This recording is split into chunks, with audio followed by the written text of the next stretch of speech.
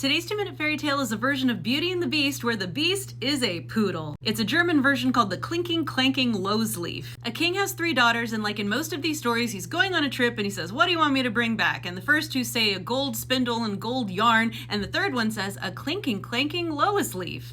And he's like, "Don't know what that is, but okay." Spoiler, we're never really gonna find out. It's very much a MacGuffin. The king's making his way home through a forest and he comes across this poodle that can talk, and it's like, "What's wrong? You look sad." And he's like, "I'm supposed to find this clinking, clanking Lowesleaf for my daughter. I can't find it." And the poodle's like, "Oh, I got you. I'll get it for you today if you promise to give me whatever first greets you when you get home." He says yes, and the dog goes and gets him this leaf from a birch tree and says, "All right, you better keep your promise or else you'll wish you had." Of course, when the father goes home, his youngest daughter is the one who greets him first, and he starts sobbing. He's crying and won't leave his room, and finally the queen's like, "Dude, what's up?" And he tells her what happened, and she goes, "Men are so stupid. We've got the daughter of the goose herd, right? Let's just dress her up in our daughter's clothes and give her to the poodle." So they do, and as they're going on their way, the goose girl looks at this meadow and she's like, "Wow, my dad would love to graze geese.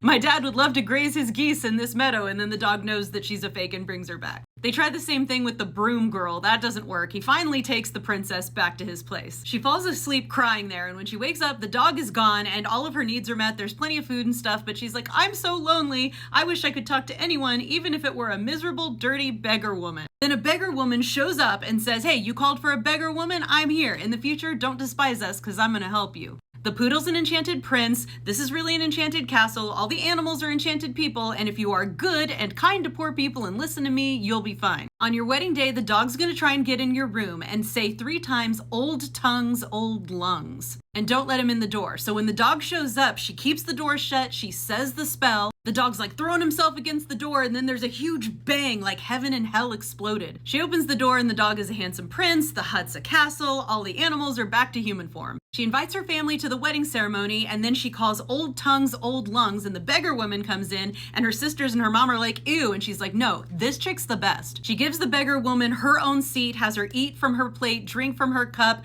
and then the beggar woman looks at the mom and sisters with an evil eye and makes them crooked and lame. Then she blesses our girl, who becomes 7 times more beautiful, and then the hag disappears, never to be seen again. As always, check out my book, Dust Spells, and my podcast. All the links are in the bio.